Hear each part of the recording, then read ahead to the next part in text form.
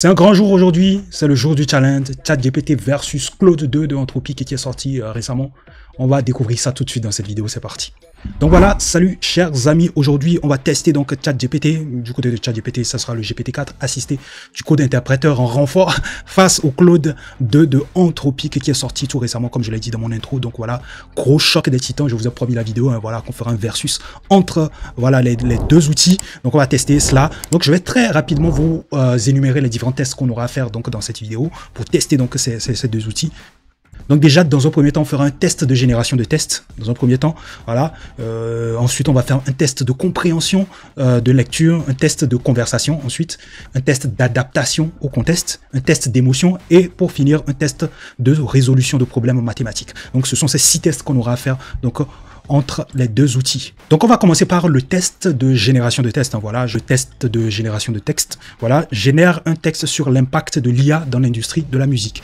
De l'autre côté, c'est le même prompt hein, quasiment. Donc je vais le lancer et on va voir donc voilà la qualité donc de ce qu'ils vont nous générer. Donc voilà. Donc il me génère donc chacun de son côté me génère donc voilà ce qu'il doit générer. Tac tac. Voilà, ils prennent leur temps, voilà. Je pense quasiment c'est la même vitesse de génération de tests. Hein, voilà, là, Anthropic a terminé malgré que j'ai commencé par ChatGPT en premier. Anthropic, lui, il a déjà terminé. Donc voilà, je pense que du côté de ChatGPT, on a un test un peu plus long, un peu plus garni, un peu plus détaillé. Donc voilà, du côté de déjà, voilà, ok, la génération du test est terminée. Donc voilà, du côté de ChatGPT, voilà, il nous dit que l'intelligence artificielle est en train de transformer de nombreux secteurs, et dont l'industrie de la musique. Donc, voici quelques-uns des principaux domaines où l'IA a un impact significatif création de la musique, voilà, recommandation musicale, analyse de données dans la musique, bien évidemment. Il a couvert pas mal de points qui sont visibles. En termes de présentation, déjà, de manière visible, on voit déjà les différents points qu'il a couverts. Hein, voilà, on a une conclusion, on a une petite intro qui a été effectuée au début. Donc, côté mise en forme, c'est pas mal comparé à Anthropic. Côté Anthropic, voilà, on a un test un peu compact, on n'a pas voilà les bullet points par rapport aux différents sujets abordés. Hein, voilà, on a l'intelligence artificielle est en train de révolutionner l'industrie de la musique. C'est quasiment pareil. Hein. Voilà, c'est quasiment pareil leur intro. Donc l'industrie de la musique est en train de révolutionner. Des algorithmes permettent désormais de composer des mélodies, d'écrire des paroles et même de créer des voix synthétiques presque indistinguables des voix humaines. C'est quasiment les mêmes points. Sauf qu'en termes de présentation du texte, voilà, là tout de suite, voilà, je prendrai le GPT-4. Hein, voilà, le GPT-4, je le prendrai. Donc, ChatGPT, pour moi, sur ce point-là, le remporte. En plus, je pense que ChatGPT a pris énormément de temps pour générer aussi son test parce qu'il avait peut-être énormément d'informations à distiller. Hein, voilà. Côté test comparé à ce que Anthropic a généré, je pense que le test de ChatGPT est un peu plus détaillé. Hein, voilà, un peu plus détaillé. Je rappelle que c'est le même prompt. Hein, voilà, je génère un texte sur l'impact de l'IA dans l'industrie de la musique. Voilà un terme que j'ai pris au pif comme ça. Donc pour ce premier test, ce test de génération de texte, pour moi, c'est ChatGPT qui l'emporte. Je ne sais pas pour vous, mais dites-moi en commentaire qui, selon vous, a remporté donc ce premier test. N'hésitez pas à me le dire en commentaire. On va passer donc au deuxième test. Donc le deuxième test sera le test de compréhension de lecture. Donc je vais leur soumettre un article par exemple et je vais leur demander derrière donc de répondre à certaines questions qui me prouveront qu'ils ont réellement compris donc le contenu de l'article en question. C'est parti. Voilà à peu près le prompt hein, du côté de ChatGPT. Voilà, lis cet article. Voilà, c'est un article qui parle donc de la nomination de Carlo Ancelotti en tant que coach de la sélection brésilienne. Donc c'est de ça que ça parle. Et puis à la fin donc de l'article, je lui dis réponds à ces questions. Pourquoi Carlo Ancelotti sera entraîneur du Brésil? Pourquoi ce choix? Donc voilà, c'est pareil. Hein, voilà, c'est le même prompt. Donc voilà, c'est lancé sur ChatGPT, c'est lancé aussi sur Anthropic. Voilà, donc du côté de Anthropic, qu'est-ce qu'on a? Selon l'article, Carlo Ancelotti a confirmé qu'il resterait donc entraîneur du Real Madrid pour la saison prochaine et on aurait donc son contrat, tac tac tac tac tac. Donc il a répondu à la question. Et du côté de ChatGPT, on a quelque chose là. Le début n'est pas encore, voilà, n'est pas assez intéressant. Hein, voilà, il dit déjà, je suis désolé, mais l'article que vous avez fourni ne mentionne pas que Carlo Ancelotti deviendra l'entraîneur de l'équipe brésilienne. Ok. Au contraire, il indique que Carlo Ancelotti a confirmé qu'il resterait l'entraîneur du Real Madrid pour au moins une saison, une autre saison. Voilà, c'est pratiquement la même chose. Hein. Voilà, c'est pratiquement donc la même chose. Voilà qu'ils disent. Donc en termes de compréhension de l'article, je pense qu'ils sont très très bons là-dessus. Ça va être dur hein, quand même, ça va être dur. Voilà, ça va être dur de juger. Je sais pas sur quoi je vais les départager, mais je pense que c'est quasiment les mêmes choses. Hein, voilà. Donc tac. Bon, je suis désolé. Je suis désolé au début. Voilà, renvoyer un peu de négativité. J'ai cru déjà au début qu'il n'allait pas pouvoir répondre à la question, mais au final, il a pu répondre. Je suis désolé. Je pense que c'est sur le je suis désolé que je vais éliminer ChatGPT. Hein. Je vais partir sur Claude AI, qui a été un peu plus voilà, positif selon moi hein, dans sa réponse. J'ai plus aimé, je pense, la réponse de Claude AI. Je sais pas pour vous, mais n'hésitez pas à me dire qui, selon vous, a remporté donc ce test donc de compréhension de texte. Je pense en termes de compréhension de texte, c'est équilibré, mais voilà, ça s'est joué. Je suis de petits détails en fait, donc il faut que je les départage quand même. Donc pour moi, perso, je partirai sur Claude AI pour ce test-là, mais c'est très équilibré. Voilà, les deux comprennent parfaitement donc le test que je leur ai soumis à propos de Carlo Ancelotti. Donc le prochain test, c'est le test de conversation. C'est de converser entre ChatGPT de notre côté et puis Claude 2 de notre côté. Donc voilà, donc la conversation va tourner autour du clonage des voix dans l'industrie de la musique. D'ailleurs, j'ai un lien en barre de description qui va vous aider à pouvoir cloner donc vos différentes voix. Voilà, le lien, il est en barre de description. Je pense que vous allez voir en cloner vos voix avec Voicify. Donc le lien est en barre. Donc n'hésitez pas à aller sur la plateforme si vous voulez donc cloner des voix, faire des covers derrière. Donc n'hésitez pas donc à aller donc sur ce lien là. Donc on va discuter par rapport à cela. Donc c'est parti. Donc voilà, j'ai commencé, hein, voilà, j'ai commencé une discussion avec ChatGPT. Je lui ai dit, salut, ChatGPT, penses-tu que le clonage de voix dans l'industrie, que penses-tu du clonage de voix dans l'industrie de la musique, excusez-moi. Donc voilà, je lui ai demandé, tac, tac, tac, il m'a répondu. Il faut dire que ChatGPT détaille, voilà, notamment le GPT-4 avec le code interpréteur détaille plus ses réponses. Hein, voilà, il a bien détaillé ses réponses, il a précisé les avantages, réalisation de nouveaux projets, créativité, expérimentation, inconvénients, problèmes éthiques. Voilà, il y a un certain problème éthique aussi derrière, authenticité artistique. Tout ça, il a abordé ces points-là. Et puis, voilà, je lui ai ensuite demandé, est-ce que je peux utiliser le clonage de voix pour créer donc un business autour de la musique, par exemple, créer un artiste virtuel qui me rapporte de l'argent comme un label de musique, par exemple. Donc, il y a la théorie. Il me dit qu'il est théoriquement, excusez-moi, possible de créer donc un business de musique autour d'un artiste virtuel utilisant donc des voix clonées. Donc il détaille assez bien et met en gras les différents points donc qu'il aborde. Donc c'est pas mal quand même, belle conversation. Dans la partie conversation, j'inclus aussi les prompts qu'on a déjà soumis donc à ChatGPT et la manière dont ChatGPT a répondu donc à ces prompts que je lui ai soumis en amont avant de parler donc de ce sujet. Donc voilà, c'est ce que j'inclus au fait dans la partie conversation. Ça c'est un plus. Au fait, ça c'est un plus pour voir au fait comment pense réellement au fait ChatGPT et comment pense aussi Claude 2, on va aller aussi du côté de Claude 2 pour voir. Donc salut Claude, je pense que penses-tu, excusez-moi, du clonage de voix dans l'industrie de la musique. Voilà, pareil aussi. Donc lui par contre, donc il est parti, il génère, bon, il a généré des bullet points ici. Donc il a parlé du clonage de voix via l'intelligence artificielle qui permet donc de recréer très précisément donc la voix, le thème vocal, une technologie qui soulève donc des problèmes éthiques. Lui aussi parle donc des problèmes éthiques. Donc le clonage de voix voilà, présente aussi des avantages, voilà, mais on peut craindre donc que la technologie serve surtout donc à des intérêts commerciaux en exploitant donc voilà la popularité d'artistes décédés par exemple, voilà, donc voilà, donc en termes de présentation, je préfère plus la présentation de ChatGPT au fait, tu vois. Donc là c'est pas les bullet points, mais voilà, on numérote au fait, on a par exemple ici on a les avantages, on a numéroté donc ces avantages là, et donc voilà, visuellement on sait voilà que là on est sur le paragraphe des avantages, on est sur le paragraphe des inconvénients, ce qu'on retrouve pas forcément au fait du côté de Claude AI. Voilà, en termes de conversation, franchement, ils abordent des points, voilà, des points, voilà, qui sont très intéressants. Hein, voilà, les deux, c'est équivalent. Mais si je dois départager les deux, je partirai un peu plus sur le GPT-4. Voilà, le GPT-4, ChatGPT, je voulais dire. Donc voilà, donc sur ces deux questions-là, je pense qu'ils ont répondu. Voilà, il est techniquement possible d'utiliser donc le clonage des voix. C'est pareil, hein, quasiment pareil. C'est le niveau il est équilibré quand même. Là du côté du GPT-4 on voit déjà voilà avec en gras déjà les points qu'il aborde, alors qu'avec les bullet points on sait pas, on voit pas tout de suite au fait voilà le point abordé par Claude 2. Mais bon, ça reste de la mise en forme et je pense que bon ça va s'améliorer au fil du temps. Mais si je dois choisir là maintenant, je partirai sur le GPT-4. Hein. Je partirai sur le GPT-4. Je sais pas pour vous, mais dites-moi en commentaire ce que vous en pensez. Donc le prochain texte sera un test d'adaptation au contexte. Donc je vais soumettre donc ChatGPT Claude 2 voilà, dans un contexte précis et je vais leur demander sur la base de ce contexte de me générer du test derrière. On va voir s'ils vont respecter, s'ils vont être voilà dans le périmètre donc de ce que je leur aurais défini. Donc c'est pas si les deux prompts, je leur dis donc génère un texte sur la France en 1789, voilà, une date au pif, en adaptant ton langage et ton contenu au contexte historique donné. Donc voilà, c'est pareil aussi hein, pour Claude 2, voilà, génère un texte sur la France en 1789 en adaptant ton langage, etc. Donc je vais lancer. Donc voilà, c'est terminé. En termes de rapidité de génération, je pense que c'est kiff-kiff, hein, voilà, c'est pareil, hein, c'est pareil des deux côtés. Je suis assez content des deux.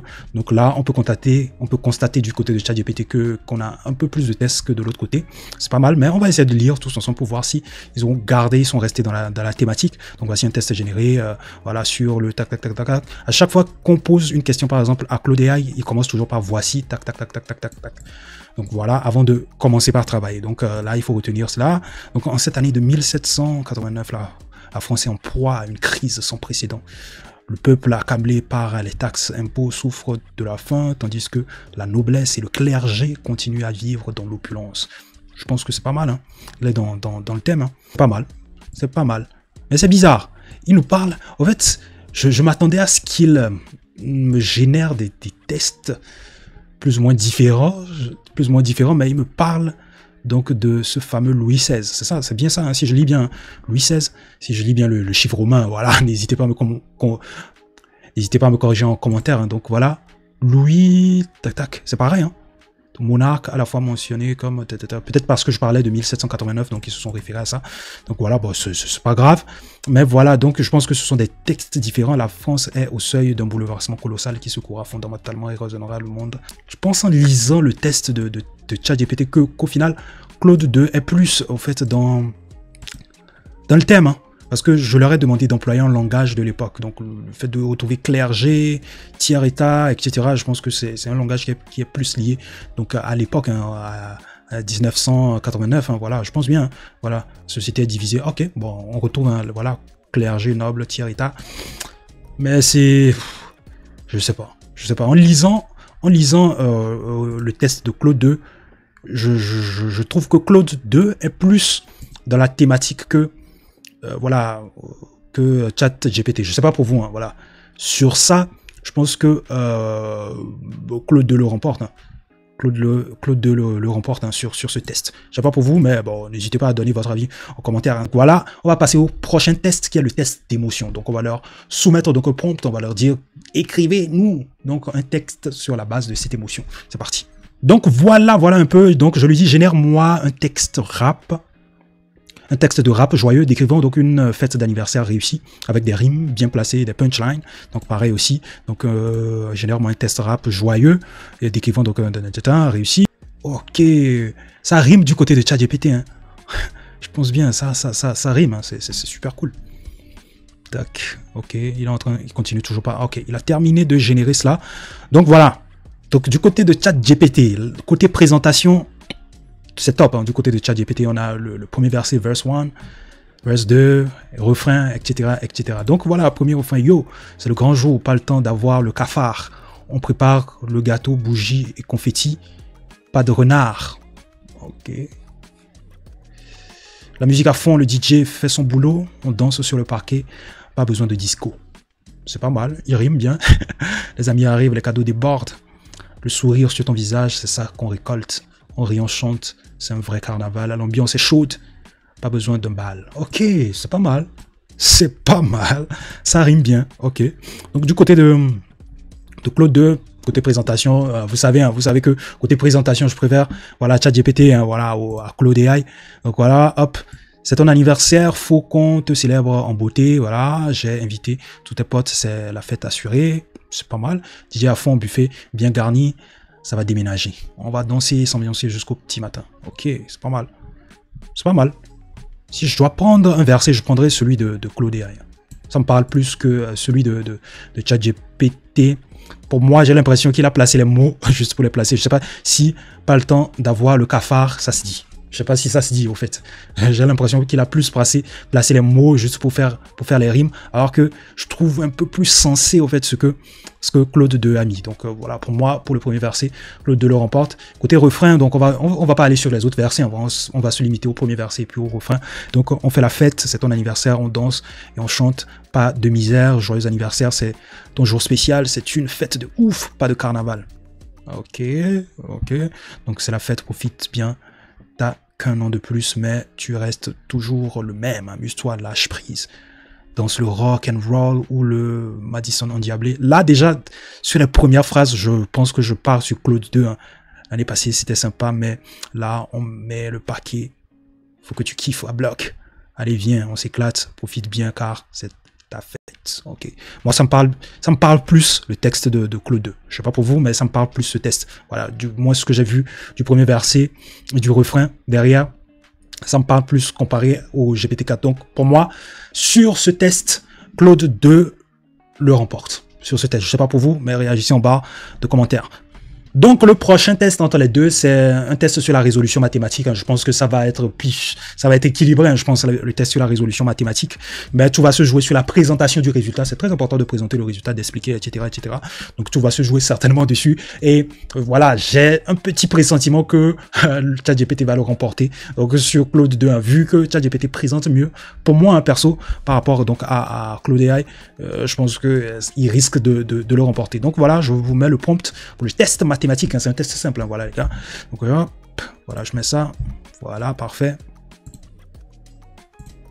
Donc voilà, le test, c'est résout ce problème mathématique. Si un train part donc de Paris à 9 h et arrive donc à Lyon à 12 h, quelle est sa vitesse moyenne? Donc voilà, paf.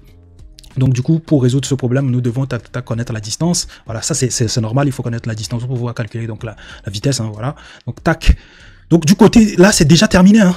C'est déjà terminé, donc du côté de Claude 2, hein, voilà. Le train part à 9 h, il arrive à 12 h, il a donc parcouru une distance entre voilà, Paris et Lyon en 3 heures. Donc voilà, la distance entre Paris et Lyon est de 470 km. Est-ce qu'on est d'accord? Ouais, c'est de 470 km. Donc voilà, ils ont leur propre data, hein, je vous rappelle. Hein, donc voilà, ils se sont basés sur leur propre data à eux pour pouvoir donc faire ça. Donc temps 3 heures, voilà, formule, vitesse moyenne, distance, temps. Ok, ouais, ça on le connaît, donc... Je pense que je m'étais trompé au final. Je pense que je m'étais peut-être trompé, mais je sais pas. Ça va se jouer sur ça parce que là, il y a du Python. Voilà, distance en kilomètres, c'est 470. Donc, on a un petit code Python ici qu'on peut exécuter toutefois sur Python. Donc, en même temps, c'est le code interpréteur que j'utilise derrière. Donc, ça, c'est normal. Mais en termes de présentation, je pense que je vais plutôt aller sur Claude 2 au final. Hein. Je pense bien. Hein. Parce que là, Claude 2 est allé paf, il est allé point par point directement, voilà, à l'essentiel. Voilà, il a dit le train part à 9 h, il arrive à tac, il a parcouru, voilà, 19 h, il a parcouru 3 heures, entre 12 h et 9 h, voilà, pour calculer la distance parcourue, ça. Et je pense que les deux, au final, ils donnent pratiquement la même réponse, 156,67 km/h, qui est juste, voilà, la vitesse moyenne du train entre Paris et Lyon est de tac, et ça, c'est bien, la vitesse moyenne est de ça, donc c'est bien, mais... Je partirai sur Claude 2. Je partirai sur Claude 2, les gars. Je partirai sur Claude 2 pour ce test parce que j'ai bien aimé sa présentation. C'est vrai qu'il a mis les bullet points, excusez-moi, donc il a les points par point. Et ce qui m'a plu du côté de Claude 2, c'est qu'il est allé précisément, voilà, il n'a pas blablaté au fait, comme ChatGPT, il est allé à l'essentiel. Sur chaque point, il est allé à l'essentiel, tac, c'est ça, Paris. Il a quitté Paris à 9 h, boum. Il arrive à Lyon à 12 h, boum. 3 heures de temps entre les deux, ok.